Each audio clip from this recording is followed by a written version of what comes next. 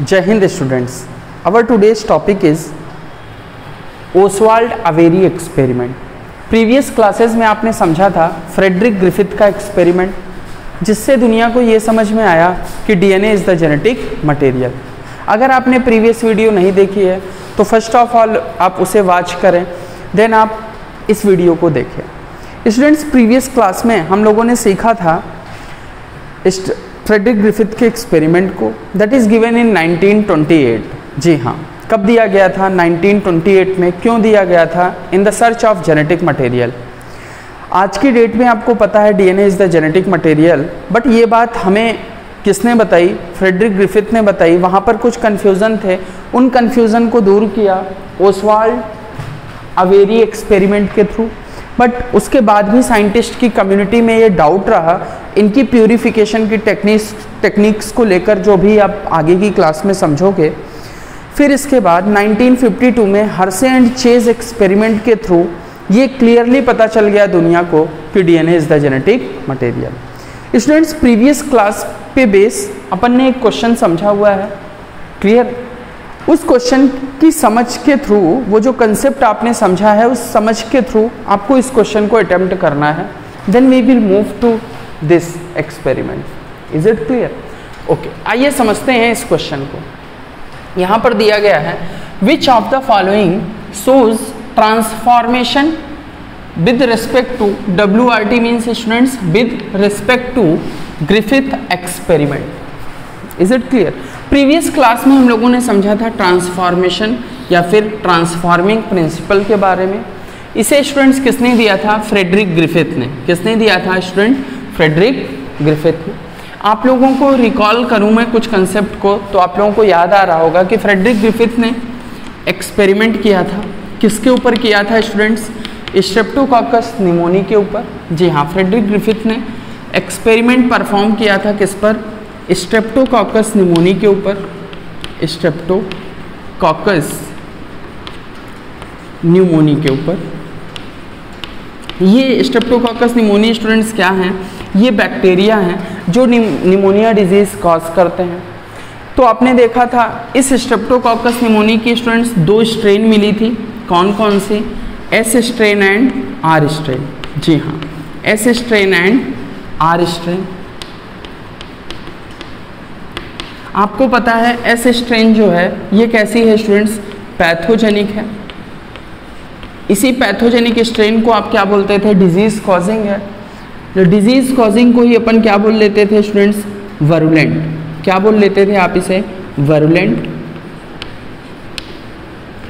और ये जो स्टूडेंट पैथोजेनिक क्यों है? क्योंकि ये इनको अगर आप पेट्री प्लेट पे स्ट्रेप्टोकॉकस निमोनी को आप प्लेट करें तो 2 तरीके की कॉलोनी फॉर्म होती है, एक स्मूथ और दूसरी rough. S stand for smooth colony. जी हाँ, S stand for smooth colony and R stands for rough colony. ये जो स्मूथ कॉलोनी है बैक्टीरिया की, ये क्यों आ रही है? ड्यू टू द जो कैप्सूल्स प्रेजेंट हैं उस कैप्सूल की वजह से। तो ये कैसे हैं स्टूडेंट्स? कैप्सुलेटेड हैं। कैसे हैं? कैप्सुलेटेड हैं, यानी कि कैप्सूल का फॉर्मेशन करते हैं। क्लियर? जबकि दूसरी तरफ S स्ट्रेन कैसी है? पैथोजेनिक है। R स्ट्रेन कैसी है? जस्ट इसका opposite, they are non pathogenic, means they do not have ability to cause a disease. ये कैसी हैं स्टूडेंट्स? नॉन पैथोजेनिक है। क्लियर? और ये वरुलेंट है, तो ऑब्वियसली R स्ट्रेन कैसी होंगी स्टूडेंट्स? ए वरुलेंट होंगी। कैसी होंगी? ए वरुलेंट होंगी। और ये कैप्सुलेटेड हैं, ये कैसी होंगी स्टूडेंट्स? Non capsulated. जी हाँ, नॉन कैप्सुलेटेड। स्टूडेंट, आपको एक्सपेरिमेंट याद आ रहा होगा फ्रेडरिक ग्रिफिथ का कि S स्ट्रेन को इन्होंने माइस में इंजेक्ट किया। क्योंकि S स्ट्रेन कैसी है स्टूडेंट्स?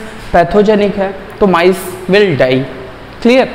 वाइल जब इन्होंने R स्ट्रेन को माइस के अंदर इंजेक्ट किया, then what will happen? Mice will live. क्यों? बिकॉज कि R strains are non pathogenic. Non pathogenic का मतलब होता है they do not cause a disease. Is it clear? That's why disease will not occur. Then next experiment में आपने देखा कि S strain heat killed will injected into the mice. जो heat killed S strain है उनको माइस में inject किया गया। then what will happen, then the mice will live. S strain heat killed को इंजेक्ट करने पे माइस लाइव रहे. क्यों लाइव रहे? Because due to the heat की वजह से जो एस स्ट्रेन की पैथोजेनिक प्रॉपर्टी है ये लॉस हो गई, या फिर बैक्टीरिया की जो पैथोजेनिक प्रॉपर्टी थी, कैप्सूल फॉर्मिंग प्रॉपर्टी थी, वो लॉस हो गई. As a result what will happen, the mice will live.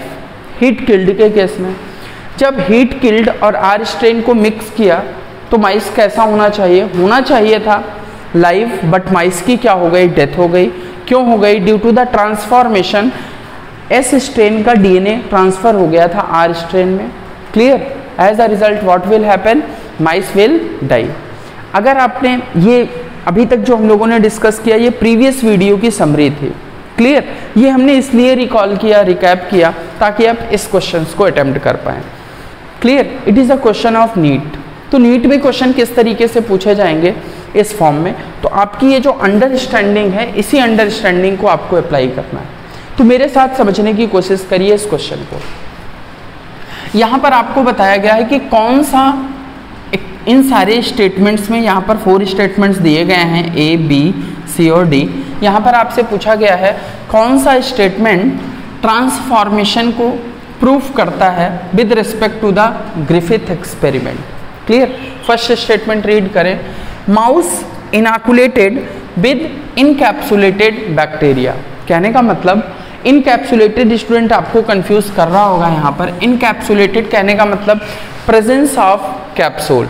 Non encapsulated, ये 2 टर्म आपको सुनाई दे रहे होंगे जो आपको काफ़ी कंफ्यूज कर रहे हैं. These are nothing. Encapsulated means what, S strain of bacteria.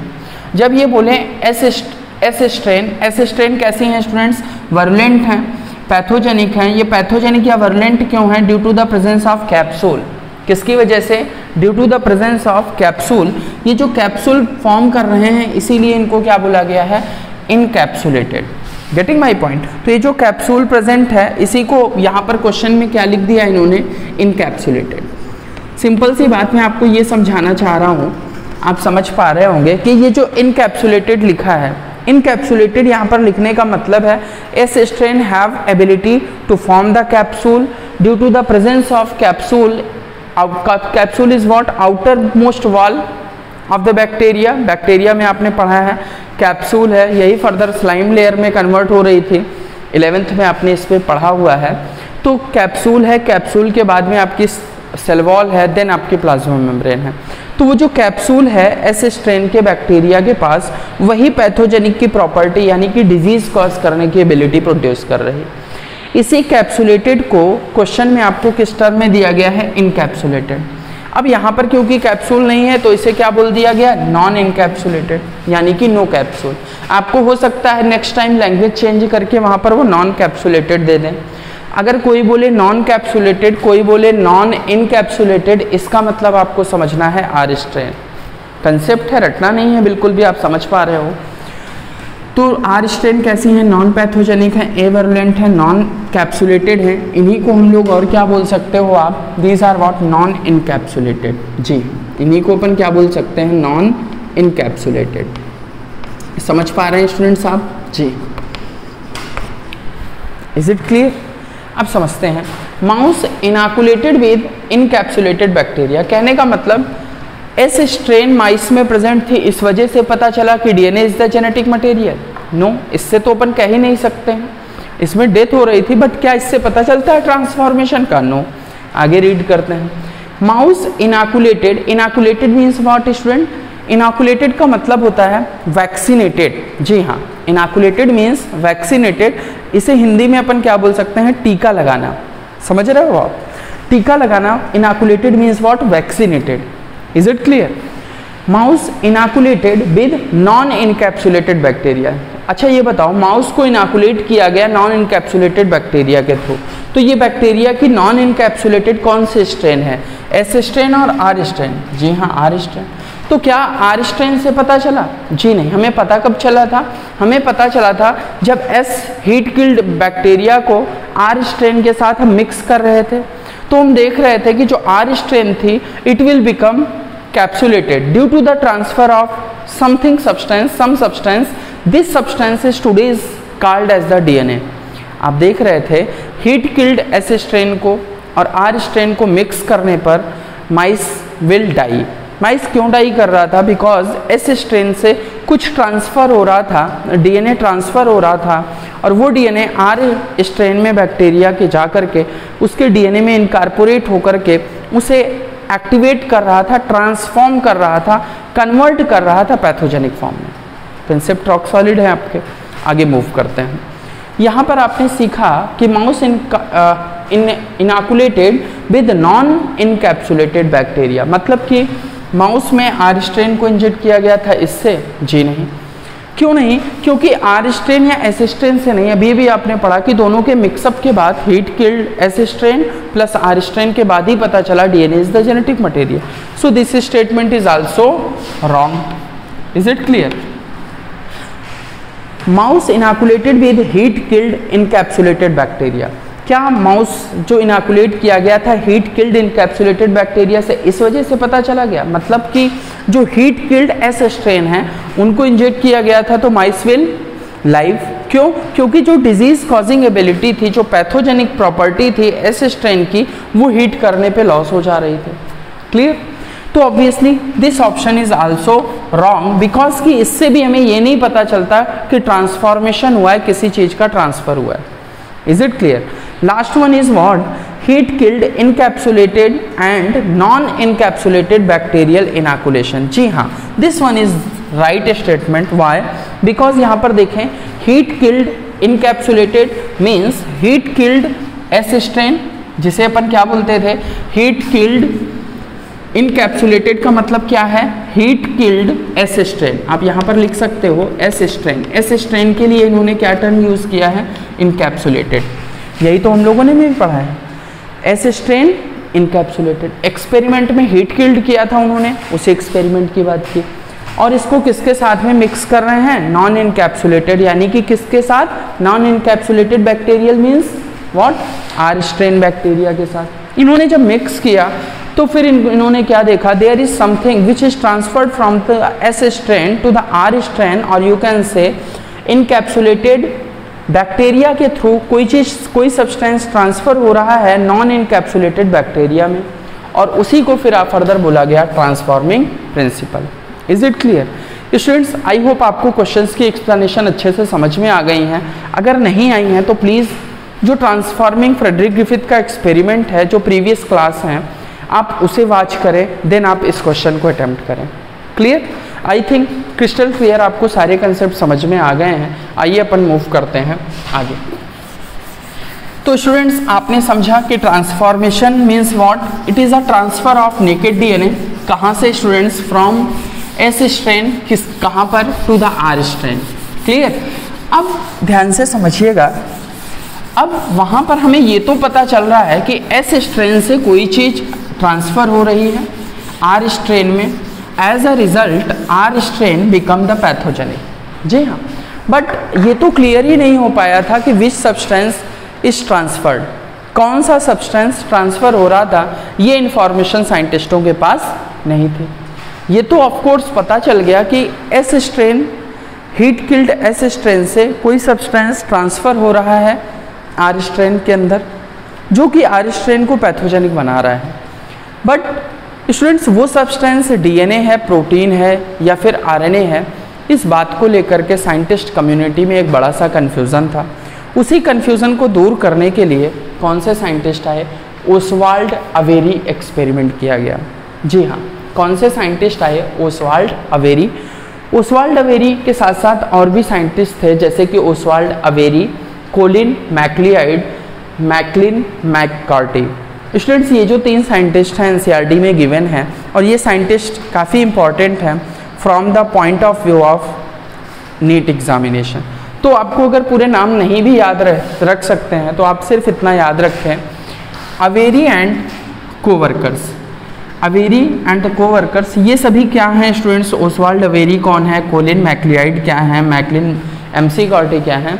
These all are the scientist. ये सभी क्या हैं स्टूडेंट्स? साइंटिस्ट हैं। ये कहाँ पर वर्क कर रहे थे? रॉकफेलर इंस्टीट्यूट में। कभी कभी ये पूछ लिया जाता है तो इसे नोट डाउन कर लें। They worked on, they are worked in work in, कहाँ पर काम कर रहे थे? They are worked in Rockefeller institute, Rockefeller institute कहाँ पर काम कर रहे थे स्टूडेंट्स? ये रॉकफेलर इंस्टीट्यूट में काम कर रहे थे एज अ साइंटिस्ट, जी हाँ, as a scientist, as a researcher, ये सभी लोग काम कर रहे हैं। क्लियर? अब ध्यान से कंसेप्ट को समझते हुए चलिए पेसेज के साथ। Oswald Avery, Colin MacLeod, Maclyn, McCarty, ये सारे नाम आपको नहीं याद रख पा रहे हैं तो सिर्फ इतना याद रखिए, Avery and his coworkers. Clear? ये सारे के साइंटिस्ट कहाँ पर काम कर रहे थे? रॉकफेलर इंस्टीट्यूट में। ये इंस्टीट्यूट का नाम पूछा जा सकता है, आपको याद रहेगा रॉकफेलर इंस्टीट्यूट में। तो जो इसमें सब में मोस्ट पॉपुलर थे वो कौन थे? ओसवाल्ड अवेरी। ओसवाल्ड अवेरी एक्सपेरिमेंट क्यों पढ़ें? सबसे पहला क्वेश्चन आपके मन में, बिकॉज ये एक्सपेरिमेंट क्यों किया गया? क्यों किया ओसवाल्ड एंड अवेरी ने experiment? In search of genetic material. किस चीज़ के लिए students? In search of genetic material.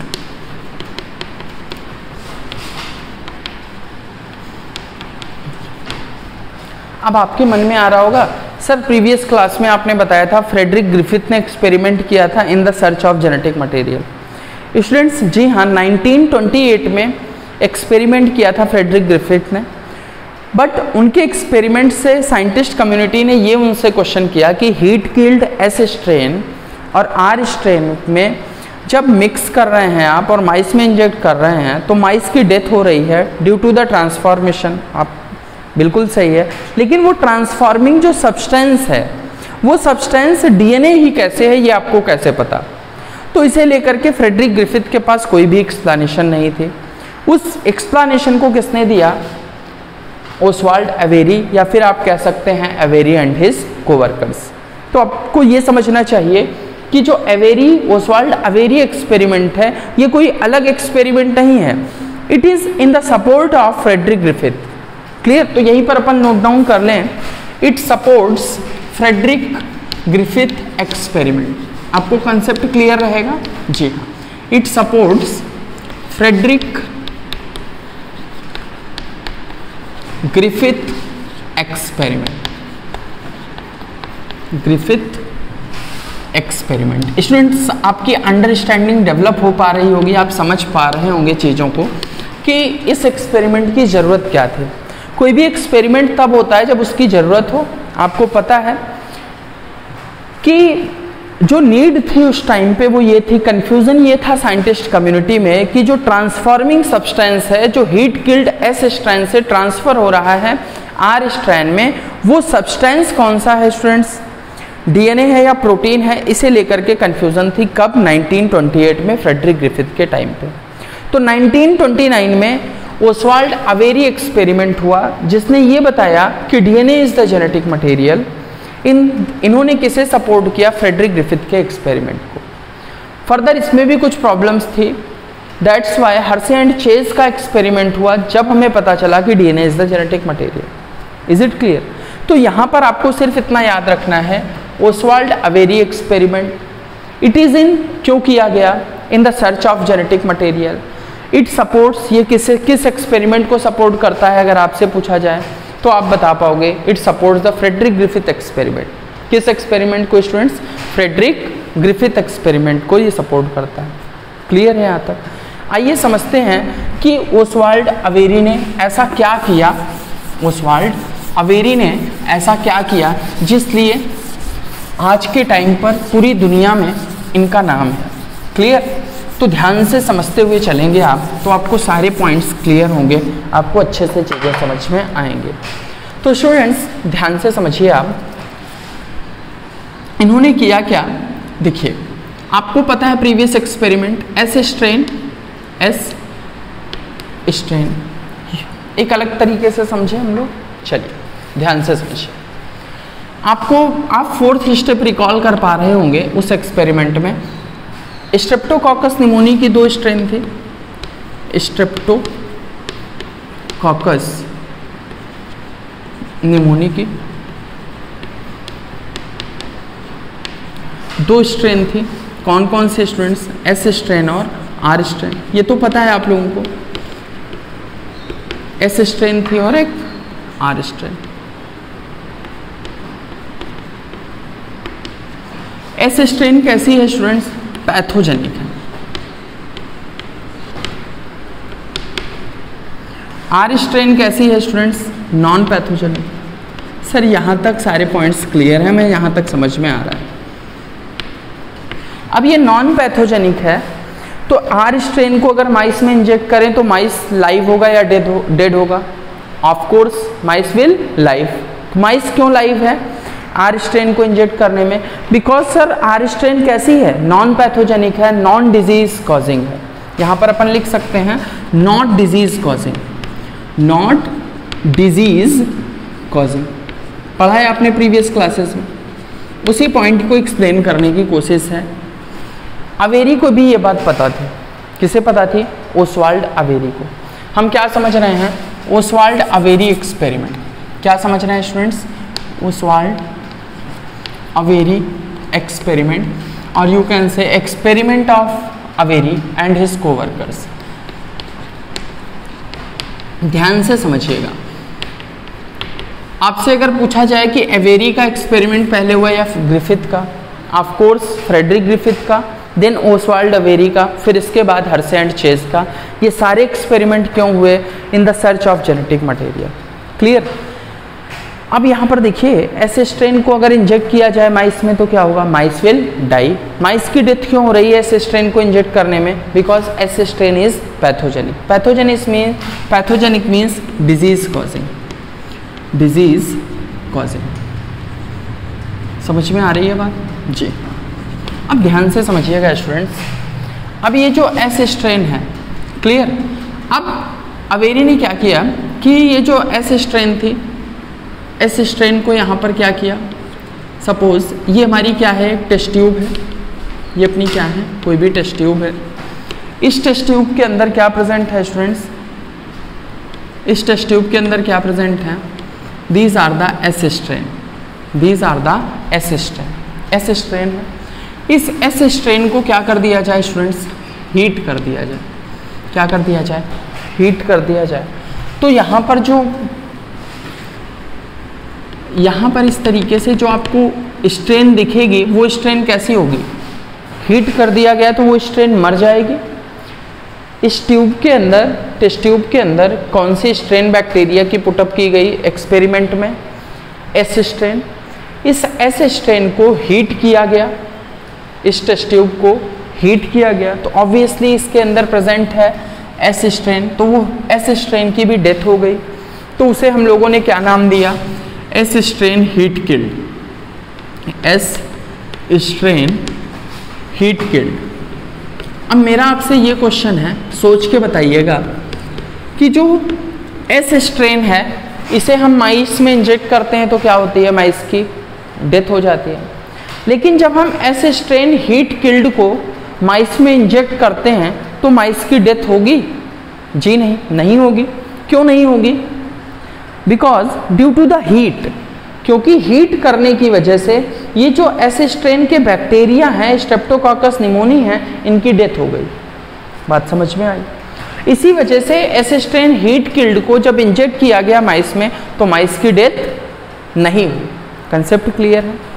But यहाँ पर स्टूडेंट्स प्रॉब्लम का भाई, इसे अपन इरेज कर दें। अब आपको समझ में आ गए हैं ये पॉइंट जी? तो ध्यान से समझिएगा। इसे मैं इस पोर्शन को इरेज कर रहा हूँ, आपको ये चीज़ याद रखनी है। क्लियर? सिर्फ एक्सपेरिमेंट समझिए, पीडीएफ आपको सेंड आउट किए जाएंगे।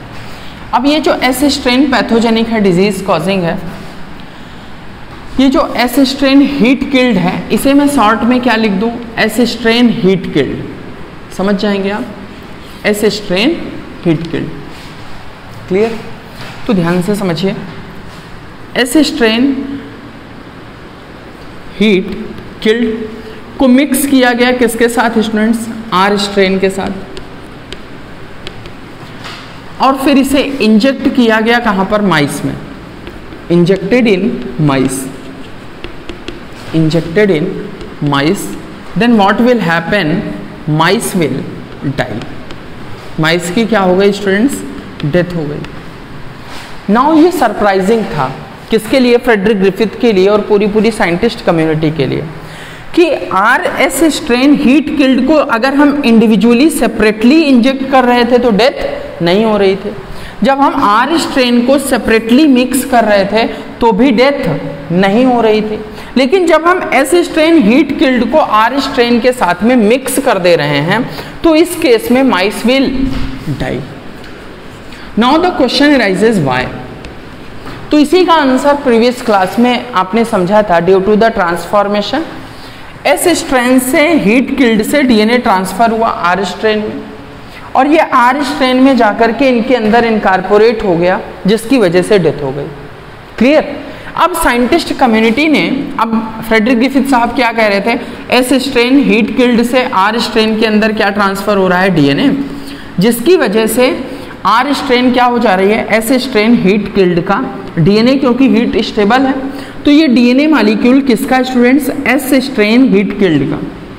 DNA स्टेबल होता है हाई टेम्परेचर पर, आपको पता है प्रोटीन डीनेचर हो जाती है हाई टेम्परेचर पर, तो ये जो DNA की स्टेबिलिटी है जब हम मिक्सअप करते हैं तो ये जो S स्ट्रेन हीट किल्ड का DNA है ये इनकॉर्पोरेट हो जाता है R स्ट्रेन के DNA के साथ। Getting my point. जब ये R स्ट्रेन के DNA के साथ इनकॉर्पोरेट हो जाता है, as a result R strain heat killed will become pathogenic. इस वजह से ये कैसी हो जाती है, पैथोजेनिक हो जाती है, और फिर माइस की डेथ हो जाती है। कंसेप्ट समझ में आया।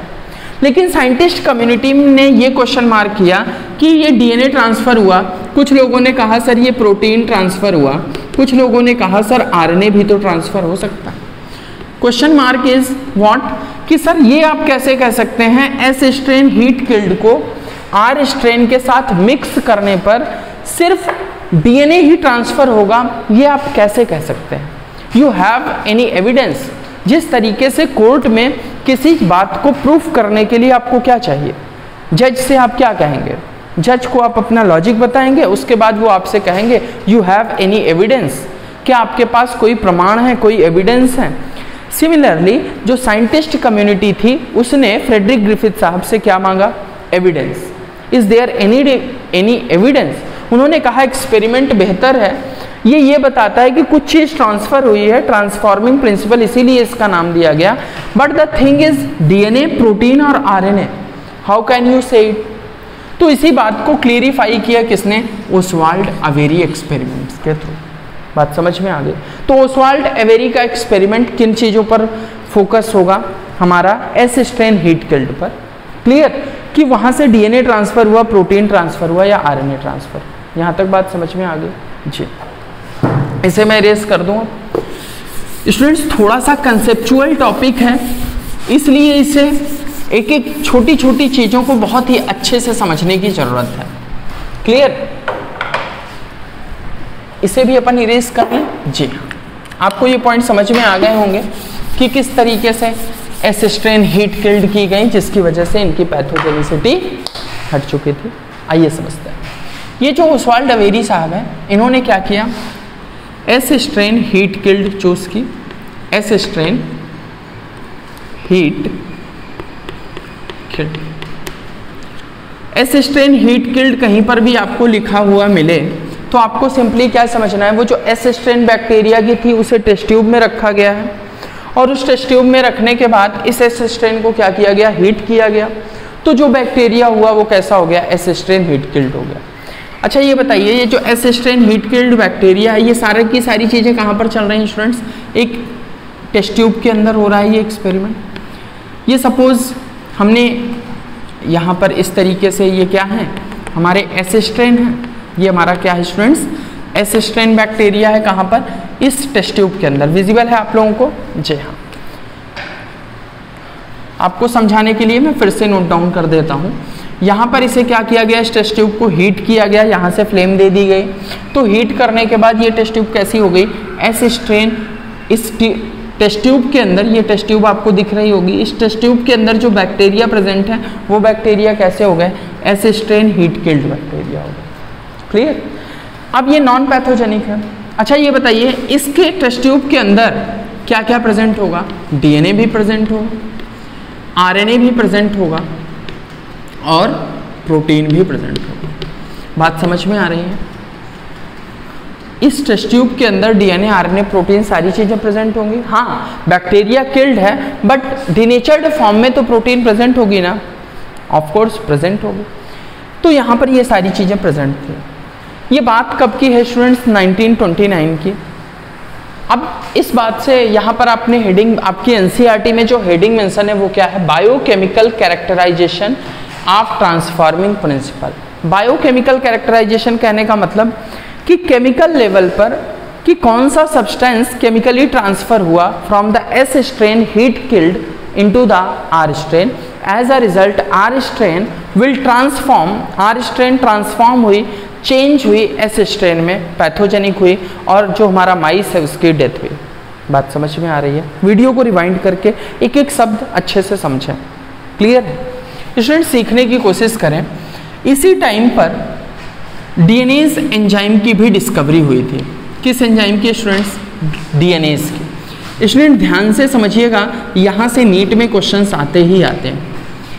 स्टूडेंट्स आप ध्यान से समझ पा रहे होंगे, मैंने ग्रीन बोर्ड पे यहाँ पे मेंशन किया है डीएनए एंड डीएनएज।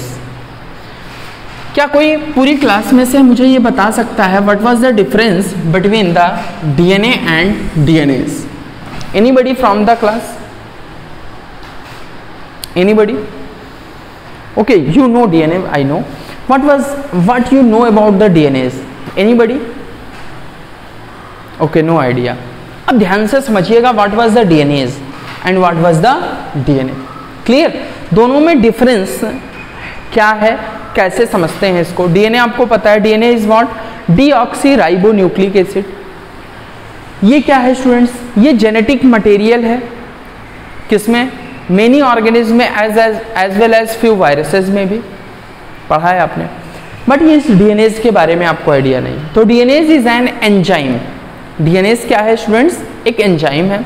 कैसा एंजाइम है? जो डाइजेस्ट करता है, जो क्लीव करता है डीएनए को। फिर से सुनिए, डीएनएज क्या है? ये एंजाइम है। जी हाँ, बिल्कुल सही सुना आपने, डीएनएज आर द एंजाइम। इन्हें अपन क्या बोलेंगे? डीऑक्सीराइबोन्यूक्लिएजेस। जी हाँ, डीएनएज का फुल फॉर्म आपसे अगर कोई पूछे तो क्या बताएंगे आप?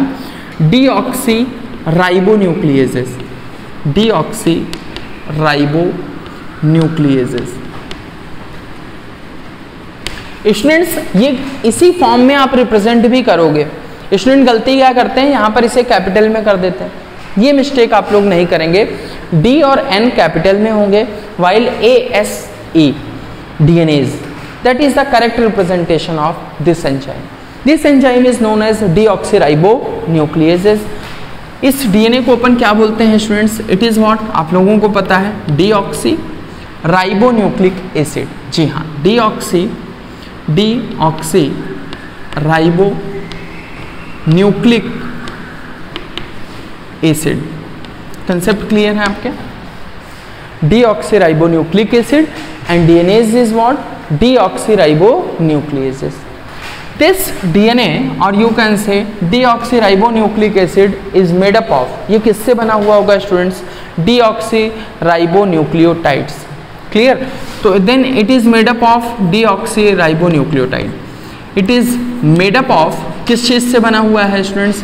made up of deoxyribonucleotide. Ribonucleotide.